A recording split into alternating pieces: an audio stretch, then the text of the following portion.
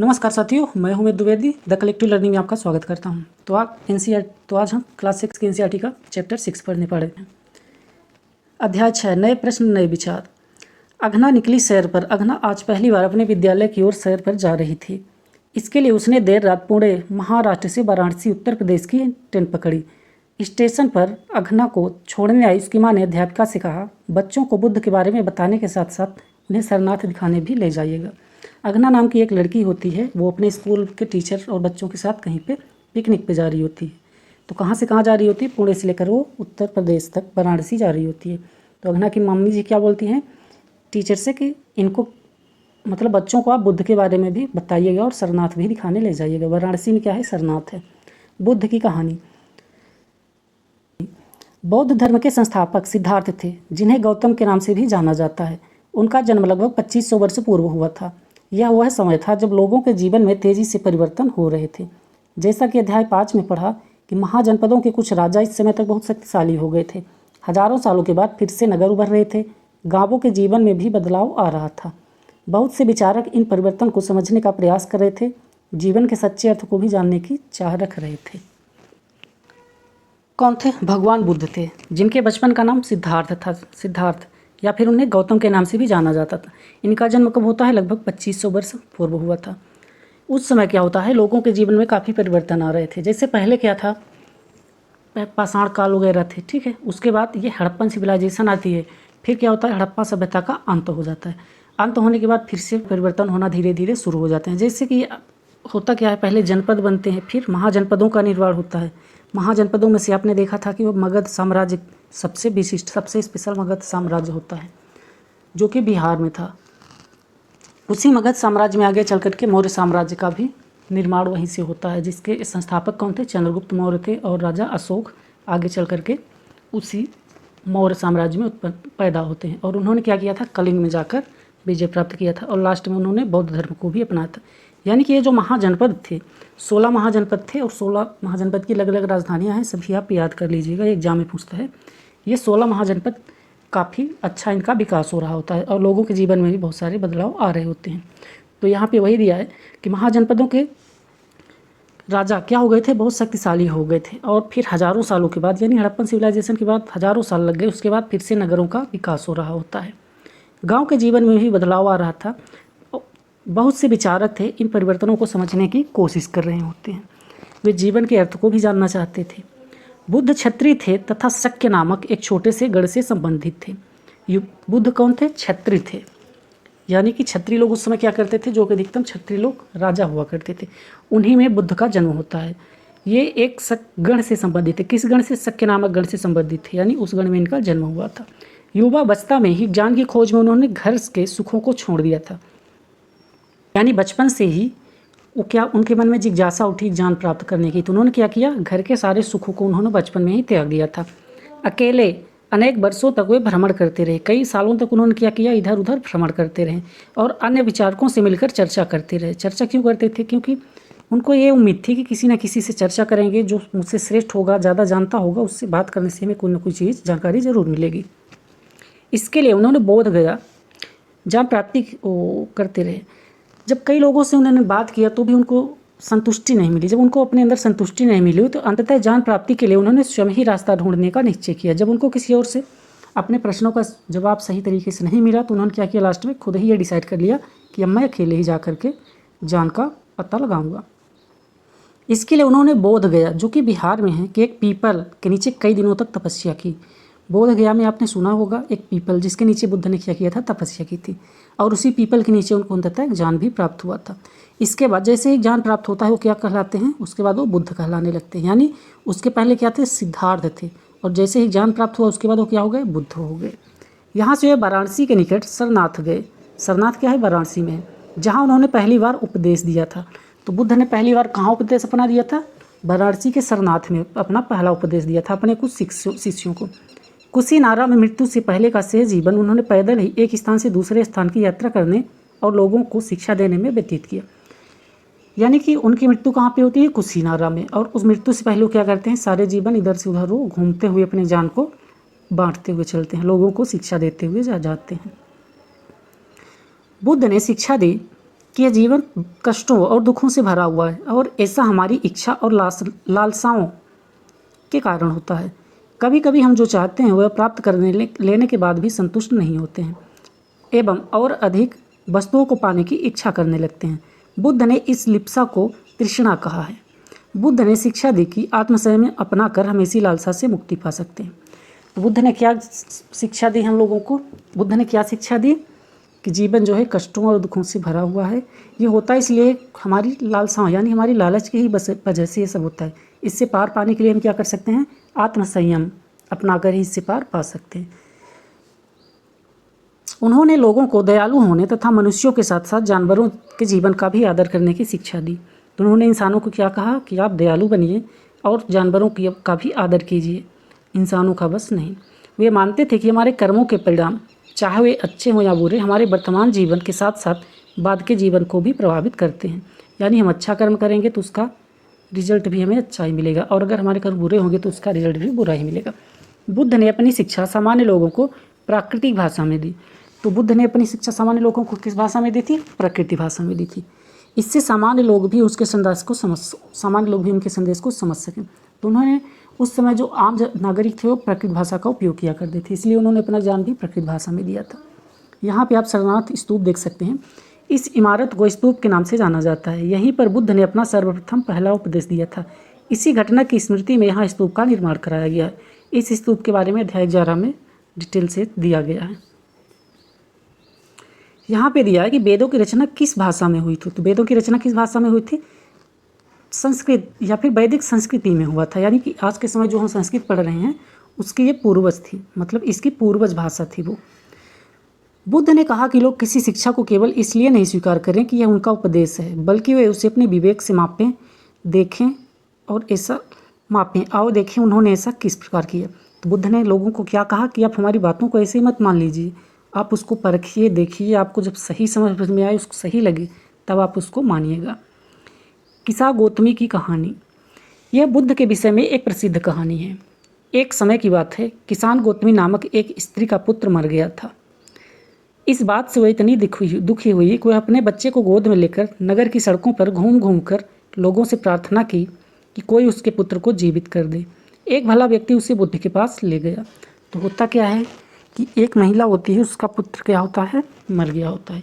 वो उसके लिए काफ़ी परेशान होती है, लोगों से मदद मांगती है कि कोई तो इसे जीवित कर दे। तो क्या होता है, कोई नहीं मिलता, लेकिन एक व्यक्ति उसको मिलता है और उसको बुद्ध के पास ले जाता है। तो बुद्ध के पास ले जाता है तो बुद्ध ने क्या कहा उससे? मुझे एक मिट्टी सरसों के बीज ला कर दो, मैं तुम्हारे पुत्र को जीवित कर दूंगा। किसा गौतमी बहुत प्रसन्न हुई। बुद्ध ने क्या कहा कि अगर तुम मुझे एक मुट्ठी सरसों का बीज ला कर दोगी तो मैं तुम्हारे पुत्र को जीवित कर दूंगा। पर जैसे वह बीज लाने के लिए जाने लगी तो बुद्ध ने उसे रोका और कहा, ये बीज एक ऐसे घर से मांग कर लाओ जहाँ किसी की मृत्यु ना हुई हो। तो बुद्ध ने उसको क्या किया? कंडीशन लगा दी कि लाना, पर ऐसे घर से लाना जहाँ पे कभी कोई ख़त्म ना हुआ। किसा गौतमी एक दरवाजे से दूसरे दरवाजे गई, लेकिन वह जहाँ भी गई उसने पाया कि हर घर में किसी न किसी की मृत्यु ज़रूर हुई।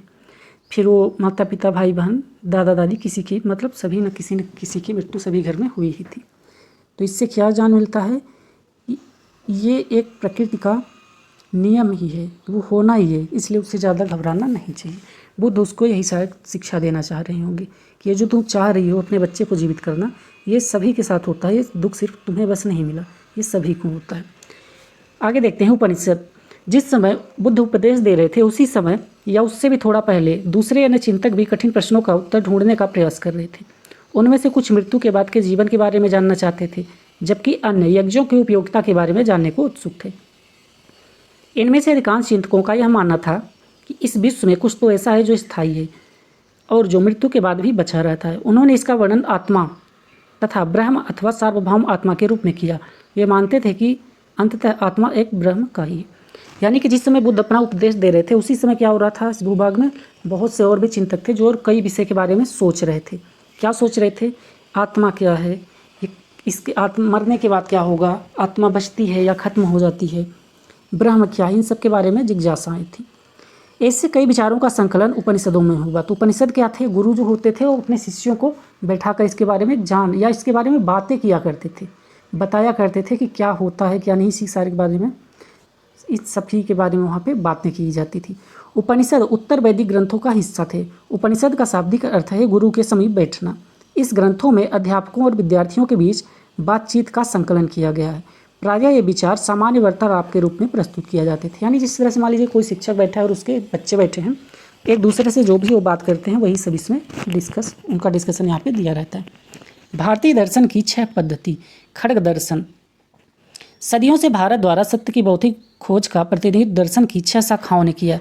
ये कौन कौन सी शाखाएं थी? वैशेषिक, न्याय, सांख्य, योग, पूर्व मीमांसा और वेदांत या उत्तर मीमांसा के नाम से जाने जाते हैं। दर्शन की इन 6 पद्धतियों की स्थापना किसने की? क्रम से ऋषि कणाद ने की, गौतम, कपिल, पतंजलि, जैमिनी और व्यास द्वारा की गई। यानी जितने भी 6 वो दर्शन हैं उन सभी की ये स्थापना करने वाले व्यक्ति थे, जो आज भी देश में बौद्धिक चर्चा को दिशा देते हैं। ये ऐसे खड्ग दर्शन है जिनकी चर्चा आज भी देश में की जाती है। जर्मन मूल के ब्रिटिश भारतविद फ्रेडरिक मैक्समूलर के अनुसार दर्शन की इन 6 शाखाओं का विकास कई पीढ़ियों के दौरान व्यक्तिगत विचारकों के योगदान से हुआ। यद्यपि ये एक दूसरे से भिन्न दिखते हैं, तथापि सत्य की इनकी समझ में आधारभूत तालमेल दिखता है। यानी कि ये 6 जो दर्शन हैं, इनमें अगर ऊपरी तरफ सतह पे देखा जाए तो काफ़ी सारे भेद आपको दिखते हैं, लेकिन अंततः बात सभी किसकी करते हैं? आत्मा या फिर ब्रह्म की ही बात करते हैं। यहाँ पे एक कहानी दी गई है, बुद्धिमान भिखारी। यह वार्तालाप छांदोग्य उपनिषद नामक प्रसिद्ध उपनिषद की एक कहानी पर आधारित है। सौनक व अभिप्रतारिण नामक 2 ऋषि सार्वभौम आत्मा की उपासना करते थे। एक बार जब ही वे भोजन करने के लिए बैठे, एक भिखारी आया और भोजन मांगने लगता है। तो क्या होता है, 2 ऋषि थे, जैसे ही वो खाना खाने के लिए उपासना कर रहे थे, उपासना करने के बाद वो खाना खाने जैसे ही बैठे तो एक भिखारी उनके पास आया और उनसे क्या कहता है? उनसे भोजन मांगने लगता है। सौनक ने कहा, हम तुम्हें कुछ नहीं दे सकते। तो सौनक ऋषि ने क्या कहा कि हम तुम्हें कुछ नहीं दे सकते। भिखारी ने पूछा, विद्वजन यानी विद्वान जन, आप किसकी उपासना करते हैं? अब प्रतारिण ने उत्तर दिया, सार्वभौम आत्मा की। यानी दूसरे ऋषि थे तो उन्होंने क्या बताया कि हम सार्वभौम आत्मा की उपासना करते हैं। ओह, इसका मतलब आप यह जानते हैं कि सार्वभौम आत्मा संपूर्ण विश्व में विद्यमान है। ऋषियों ने कहा, हाँ, हम यह जानते हैं।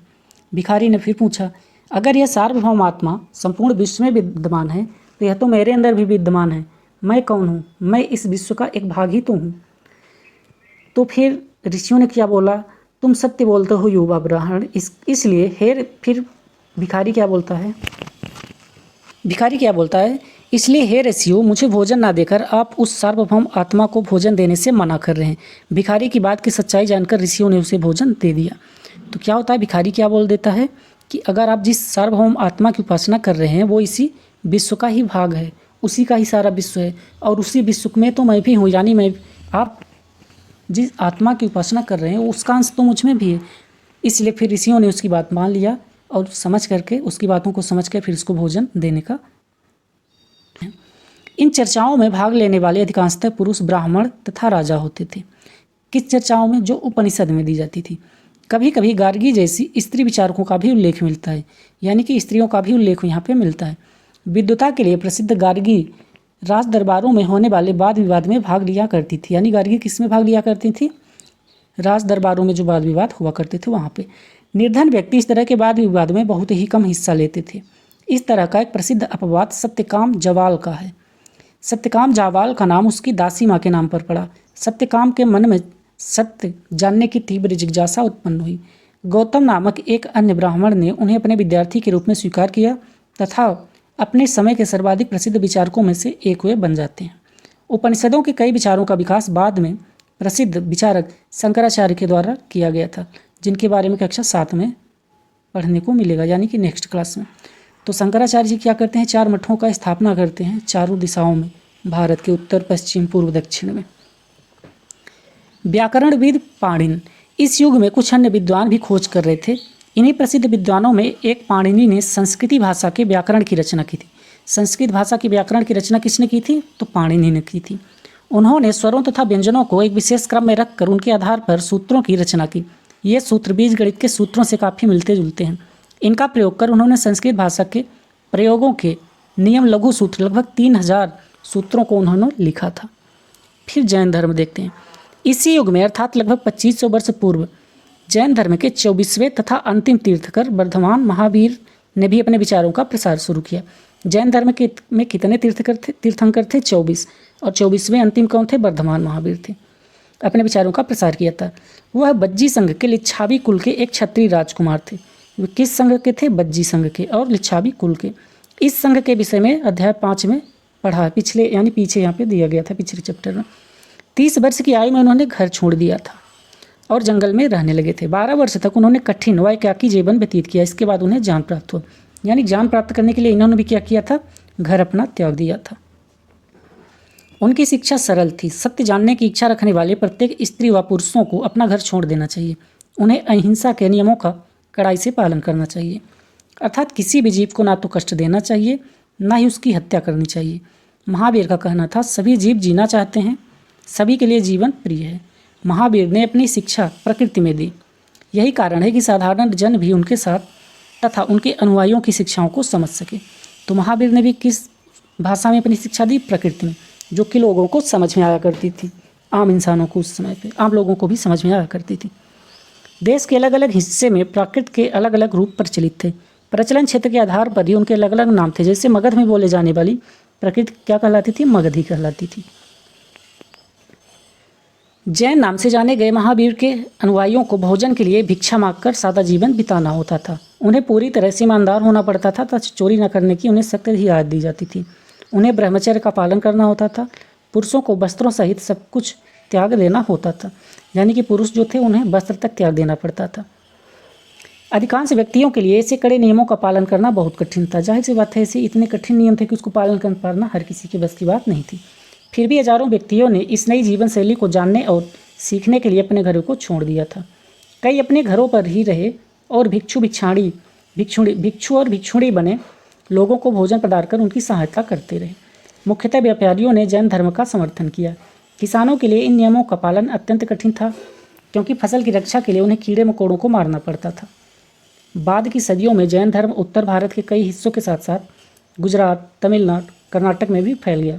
महावीर तथा उनके अनुयायियों की शिक्षाएं कई शताब्दियों तक मौखिक रूप में रहीं। वर्तमान रूप में उपलब्ध जैन धर्म की शिक्षाएं लगभग 1500 वर्ष पूर्व गुजरात में बल्भी नामक स्थान पर लिखी गई थी। जैन, यहाँ पे जैन शब्द दिया गया है। जैन शब्द जिन शब्द से निकला है, जिसका अर्थ है विजेता, यानी जिनका क्या मतलब होता है? विजेता। महावीर के लिए जिन शब्द का प्रयोग क्यों नहीं हुआ था? क्योंकि वो बौद्ध धर्म का पालन किया करते थे। फिर आगे देखिए, संघ। महावीर तथा बुद्ध दोनों का ही मानना था कि घर का त्याग करने पर ही सच्चे ज्ञान की प्राप्ति हो सकती है। ऐसा लोगों के लिए उन्होंने संघ नामक संगठन बना, जहाँ घर का त्याग करने वाले लोग एक साथ रह सकते। तो क्या था? महावीर तथा बुद्ध दोनों ने ही क्या कहा लोगों को? मतलब क्या समझाया कि घर का जब तक आप त्याग नहीं करेंगे तब तक आपको ज्ञान प्राप्त नहीं होगा। तो जो लोग घर का त्याग कर दिए वो कहाँ रहेंगे? तो उनके रहने के लिए संघ नामक संस्था का निर्माण किया गया था। संघ में रहने वाले बौद्ध भिक्षुओं के लिए बनाए गए नियम विनय पटिक नामक ग्रंथ में मिलते हैं। विनय पटिक से हमें पता चलता है कि संघ में पुरुषों और स्त्रियों को रहने की अलग अलग व्यवस्था थी। सभी व्यक्ति संघ में प्रवेश ले सकते थे। हालांकि संघ में प्रवेश के लिए बच्चों को अपने माता पिता से, दासों को अपने स्वामी से, राजा के यहाँ काम करने वाले लोगों को राजा से तथा कर्जदारों को अपने देनदारों से अनुमति लेनी होती थी।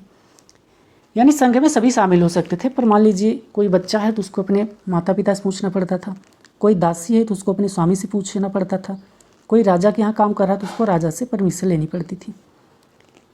संघ में प्रवेश लेने वाले स्त्री पुरुष बहुत सादा जीवन जीते थे। वे अपना अधिकांश समय ध्यान करने में बिताते थे और दिन के एक निश्चित समय में वे शहरों तथा गांवों में जाकर भिक्षा भी मांगा करते थे। यही कारण था कि उन्हें भिक्षु तथा भिक्षुणी यानी साधु भिखारी के लिए जो उपयोग किया जाता है वही यहाँ पे भिक्षु किया जाता था और भिक्षुणी स्त्रियों के लिए। वे आम लोगों को शिक्षा देते थे और साथ ही एक दूसरे की सहायता भी किया करते थे। किसी तरह की आपसी लड़ाई का निपटारा करने के लिए वे प्रायः बैठकें भी किया करते थे। यानी मान लीजिए कभी कोई झगड़ा हो गया तो उसका निपटारा किससे किया जाता था? सभी एक साथ मिलकर बैठकर सभा बनाकर उसके बारे में बातचीत किया करते थे। संघ में प्रवेश लेने वालों में ब्राह्मण, क्षत्रिय, व्यापारी, मजदूर, नाई, गणियाएँ तथा दास भी शामिल थे। इनमें से कई लोगों ने बुद्ध की शिक्षाओं के विषय में लिखा तथा कुछ लोगों ने संघ में अपने जीवन के विषय में सुंदर कविताओं की रचना भी की थी। पहाड़ी को काट घर बनाई गई एक गुफा, यह कार्ले जो कि वर्तमान महाराष्ट्र में स्थित एक गुफा है, भिक्षु भिक्षाणी शरण स्थलों में रहकर ध्यान किया करते थे। यहाँ पे आप देख सकते हैं पहाड़ काट करके एक ये गुफा यहाँ पे बनाई गई है। यहाँ पे बिहार क्या होते हैं? जैन तथा बौद्ध भिक्षु पूरे साल एक स्थान से दूसरे स्थान घूमते हुए उपदेश दिया करते थे। केवल वर्षा ऋतु में जब यात्रा करना कठिन हो जाता था तो वे एक स्थान पर ही निवास किया करते थे। ऐसे समय में वे अपने अनुयायियों द्वारा उद्यानों में बनवाए गए अस्थायी निवासों में अपना अथवा पहाड़ी क्षेत्रों की प्राकृतिक गुफाओं में रहा करते थे।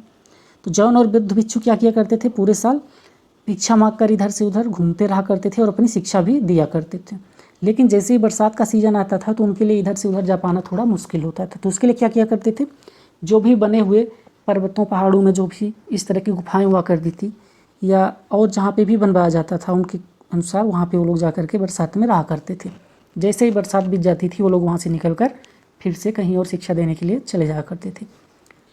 जैसे जैसे समय बीतता गया भिक्षु भिक्षाणियों ने स्वयं तथा उनके समर्थकों ने अधिक स्थायी शरण स्थल की आवश्यकता का अनुभव किया।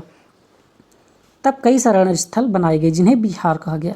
यानी कि जब उनको ये लगा कि घूम घूम करके हर जगह अलग अलग रहना थोड़ा मुश्किल काम है तो उन्होंने स्थायी यानी एक जगह स्थिर होकर रहने का निर्णय किया। वहाँ पे रहने के लिए जो बनाया गया उसको क्या बोला जाता है? बिहार कहा जाता है। आरंभिक बिहार लकड़ी के बनाए गए थे, बाद में इनके निर्माण में ईंटों का प्रयोग होने लगा।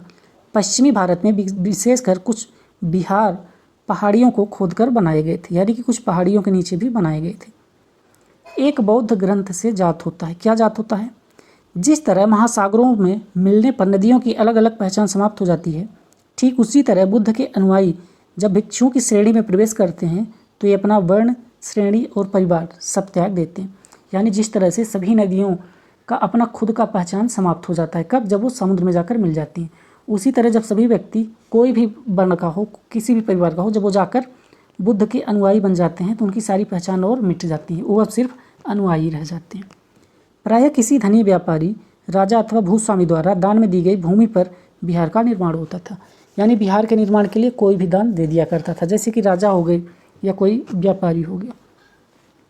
स्थानीय व्यक्ति भिक्षु भिक्षाणियों के लिए भोजन, वस्त्र तथा दवाइयाँ लेकर आते थे, जिसके बदले वे भिक्षु और भिक्षाणु लोगों को शिक्षा देते थे।